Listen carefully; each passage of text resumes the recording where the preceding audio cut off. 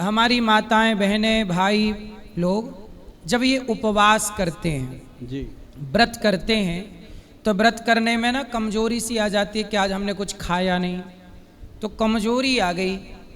कई बार व्रत का प्रभाव ये होता है कि व्रत के प्रभाव से 1 दिन 2 दिन तक कमजोरी बनी रहती है, तो 1 दिन ना खाना, आयुर्वेद कहता है कि व्रत करने से शरीर ठीक रहता है। परंतु व्रत करने से यदि कमजोरी आ जाए तो आपके पास क्या नुस्खा है कि वो ठीक हो जाए? सबसे पहले तो महाराज जी मैं आपको बताऊंगा कि जो लोग व्रत करते हैं, बहुत कम लोग हैं जो नहीं व्रत करते, लेकिन मैक्सिमम लोग व्रत करते हैं। अब जैसे किसी को कोई स्किन की प्रॉब्लम होती है, हम उसको बोलते होते हैं कि संडे को खाना छोड़ दो और नमक बिल्कुल बंद कर दो, तो काफ़ी हद तक फ़ायदा होता है। तो जो कमजोरी आती है व्रत करने से, वैसे तो बहुत कम लोगों को आती है, उन्हीं को आती है जो अनीमिक होते हैं, जिनके अंदर खून की कमी होती है। तो ऐसे में सबको मैंने बताया था कि बादाम 5 और किशमिश के 5 और उसके अंदर 1 अखरोट और 1 उसके अंदर अंजीर जो होता है वो डाल करके रात को पानी में भिगो के रखो, सुबह उसको खाली पेट खाना शुरू कर दो। ये ज़रूरी नहीं कि जिस दिन व्रत रखा उसी दिन खाना है, ये रोज़ खाना शुरू करो। अब जितने मर्जी व्रत रखना, आपको कभी वीकनेस नहीं आएगी, कमजोरी नहीं आएगी, क्योंकि ये ब्लड को बढ़ा देता है। और अंजीर जो है वो आपके पेट को बिल्कुल नॉर्मल तरीके से साफ़ करने में मदद करता है। और साथ में जो हम इसके अंदर बादाम डालते हैं वो ब्रेन की ताकत को बढ़ाता है। और ये सारी चीज़ें जो है, अखरोट जो है वो भी ब्रेन को, तो इससे क्या होता है कि शरीर के अंदर जितनी भी कमजोरी है, ये सिंपल घरेलू नुस्खा है। आप इसको नोट करके रखेंगे, इसको अपने पास सेव करके रखेंगे, तो आपके लिए भी और आपके सारे भाई बंधुओं के लिए ये बहुत फ़ायदेमंद रहने वाला है। वाह, सुंदर। अच्छा, सवाल दूसरा है कि जैसे मौसम बदलता है तो मौसम बदलने के साथ ही सर्दी, जुखाम और वायरल फीवर आ जाता है, और कुछ लोगों को तो 12 महीने सर्दी जुखाम बनी रहती है। तो क्या इसका कोई उपाय है जो सर्दी जुखाम से मुक्ति मिल जाए? और वायरल फीवर, सर्दी जुकाम, वायरल फीवर महाराज जी सिर्फ इम्यूनिटी से जुड़ी हुई चीज़ है। जब इम्यूनिटी कमज़ोर हो जाती है तो ये वायरस की तरह आता है। इसके लिए भगवान ने अपने को बहुत अच्छी चीज़ें दी हैं, और अपने पूर्वज जो हैं वो बहुत अच्छे तरीके से उनको अपने रसोई घर में सजा के गए हैं। हम उसका इस्तेमाल भूल गए हैं। अगर भूल गए हैं तो मैं याद दिला दूं, नोट करके रखिएगा। इसके अंदर 5 हल्दियाँ मिला के एक बनती है पंचम हल्दी, जिसको बोला जाता है काली हल्दी, अम्बा हल्दी, दारू हल्दी, पीली हल्दी और एक जंगली हल्दी। 5 हल्दियों का ये मिश्रण होता है जिसको कहा जाता है पंचम हल्दी। इसको आप गूगल पे जाके लिखोगे पंचम हल्दी तो ये आपके सामने आएगी और आपको पता चलेगा ये क्या चीज़ है। तो आपको इसको घर पे बनाना चाहिए। घर पे बना के अगर आप रखेंगे, 100 ग्राम बना लो, सारी 5 चीज़ें हैं, उनको 20-20 ग्राम, 30-30 ग्राम लेके बनाओगे तो 100-150 ग्राम अपने हाथ में आ जाती है छान छना के। तो उसको आप अगर 2 चुटकी मात्र, आधा चम्मच रोज़ गर्म दूध में या फिर आप गर्म पानी में मिला के रात को ले सकते हो। जब आप रात को लेके सोएंगे, सुबह जागेंगे तो आपको पता चलेगा कि इससे जो शरीर अकड़ा हुआ था, बुखार सा चढ़ा रहता था और बहुत सारी ऐसी प्रॉब्लम थी, वो सारी सॉल्व हो रही हैं। और इसको आप लाइफ टाइम ले सकते हो। हफ्ते में सिर्फ 1 दिन छोड़ना चाहिए। जो भी मैं घरेलू नुस्खा आपको बताने जा रहा हूँ, हफ्ते में 1 दिन छोड़ते जाइए, 4-5 दिन खाते जाइए, आपको लाइफ टाइम ये चीज़ें बचाएंगी। और जो लोगों को बहुत ज़्यादा कफ कोल्ड होता है, पंचम हल्दी उनका सबसे बड़ा एक फ़ायदा करने वाली चीज़ है। और नाड़ियों में दर्द रहता है, जिनके कहते हैं ना कि वो नसें चढ़ जाती हैं, है ना, हमारे पंजाब में तो कहते हैं कड़ल्लें पड़ गई, नसें चढ़ गई, तो वो जो नस चढ़ती है वो भी हल्दी से ठीक होती है। जिन लोगों को कहा गया घुटनों का ऑपरेशन करवा लो, हल्दी खाते रहो, कभी ज़रूरत नहीं पड़ेगी। तो ये पंचम हल्दी जो है ये अपने आप में बहुत बड़ी ताकत रखती है। तो ये वो चीज़ें मैं बता रहा हूँ जो करोड़ों लोगों ने आजमाई हैं, देश में भी विदेश में भी। तो आजमाने के बाद जब लोग मुझे फीडबैक देते हैं तो मैं मजबूती से आप लोगों को इसलिए बता रहा हूँ कि अभी हमारे साथ देश के इतने बड़े संत बैठे हैं, उनके सामने तो मतलब कोई भी मैं बात करूँगा ये ज्ञान का, इनको जो जितना ज्ञान है, तो मैं तो यही कहता हूँ कि सूर्य के आगे दीपक जला के मैं बैठ तो गया, लेकिन मैं वो बातें आपको बता के जाऊँगा जो बातें आपकी सेहत के लिए, आपकी रसोई घर में जा कर के आप ठीक कर सकते हो। घरेलू नुस्खे जो हैं वो आपके लिए बहुत कारगर होते हैं। तो ये हल्दी कितनी मात्रा में लेनी है?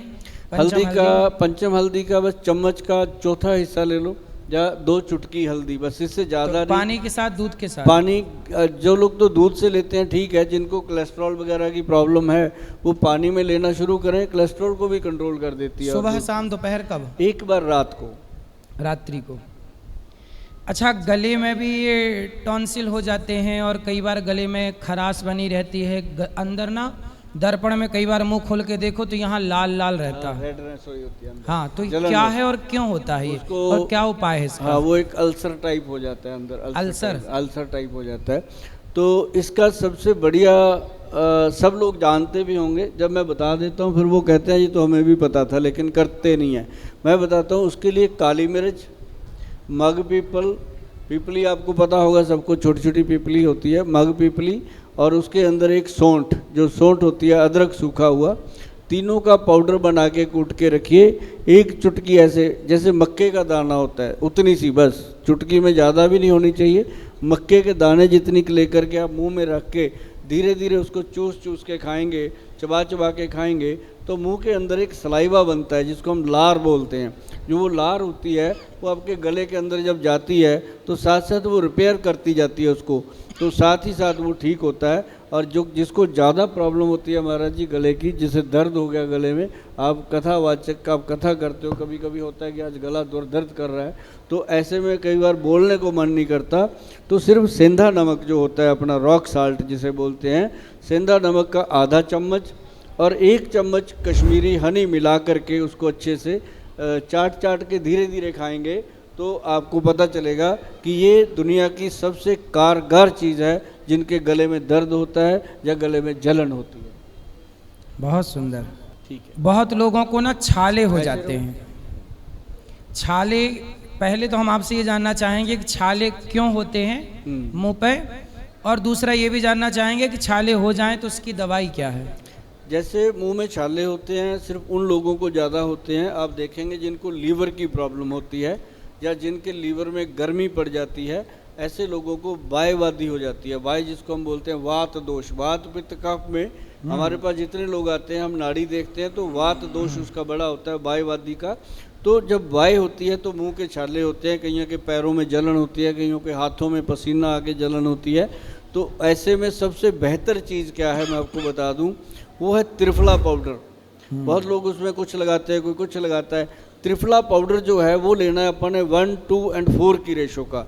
जैसे उसमें हरड़ लेना है, हरड़ हमने लेना जलाफा हरड़। मैं आपको जो चीज़ें रियल बताता जाऊंगा, जब आप अंसारी जी के पास जाओगे उनको ज़रूर बोलना कि हरड़ जलाफा जो होती है, मैं आपको थोड़ा सा आपकी नॉलेज के लिए बता दूं कि वो बहुत कीमती होती है। जो नॉर्मल हरड़ होती है वो बहुत सस्ती होती है, इसका रेट से आपको पता चलेगा। और हरड़ जलाफा जो होती है वो इतनी बड़ी होती है, उसके अंदर गिटक भी नहीं होती, और वो लेते हैं तो पेट साफ़ करने का काम करती है।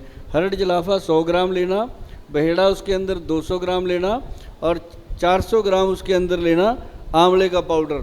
तीनों चीज़ों को मिला के बनता है त्रिफला पाउडर। त्रिफला अमृत के रूप से बन जाता है, इसको बोला जाता है त्रिफला अमृत। और नॉर्मल त्रिफला जो होता है वो नॉर्मल होता है, त्रिफला अमृत में ये रेशो बनती है 1, 2 और 4 की। तो जब आप इसको लेंगे तो आपको पता चलेगा। इसको खाने का बहुत बढ़िया तरीका है कि 5 ग्राम त्रिफला शाम को 5 बजे पुरुषों के लिए, और अगर महिलाओं ने खाना है तो वो सुबह खा सकती हैं अपने नाश्ते से पहले, किसी भी टाइम खाली पेट। रात को पानी में 1 चम्मच त्रिफला पाउडर भिगो के रख दो, सुबह वो पानी में अच्छे से मिश्रित हो जाता है, उसको ऐसे घोल के सिप करके पीना, एकदम ऐसे नहीं पीना। जो लोग ऐसे एकदम पीते हैं फिर गले की प्रॉब्लम खड़ी हो जाती है, तो उसको आराम से पिएंगे तो आपको वो अमृत, त्रिफला अमृत जो है वो सचमुच अमृत है। जो पुरुषों के लिए मैंने बताया 5 बजे, वो मैं इसलिए बोलता हूँ कि मैं पंजाब से आता हूँ, मेरा पंजाब बड़ा खुशहाल है, बड़ा अच्छा है। वहाँ पे कई लोग शाम को फिर वो हो जाते हैं लिटल करने के लिए रात को, तो मैं कहता हूँ 5 बजे भाई त्रिफला खा लो, ताकि आपको रात की जो खाने पीने वाली चीज़ें हैं वो साइड इफ़ेक्ट ना करें। तो त्रिफला किसके साथ, कैसे, पानी दूध किसके साथ खाना है? त्रिफला पाउडर को आप दूध के साथ भी ले सकते हैं। अगर ज़्यादा पेट में कब्ज रहती है, कब्ज रहती है, पेट साफ नहीं होता, तो हम दूध के साथ लेंगे तो बहुत फ़ायदा करता है रात को। तो यदि हम महिलाओं के लिए बता रहे हैं कि पानी में घोलकर सिंपल पानी से ही लेना है, उसी के थोड़ा अंदर थोड़ा पानी घूंट घूंट पानी घूंट-घूंट पिए। पानी पीना है। और महाराज जी इसमें क्या फ़ायदा होता है मैं आपको बताऊं कि मुझे हो गए हैं इसको 30-35 साल खाते हुए। तो घूंट घूंट पानी तो हम पुरुष लोग भी पी सकते हैं। हाँ, पुरुषों के लिए भी शाम को 5 बजे घोल के पानी में पी सकते हैं। जो लोग शराब शरूब नहीं पीते रात को भी उसको ले सकते हैं सोने से पहले।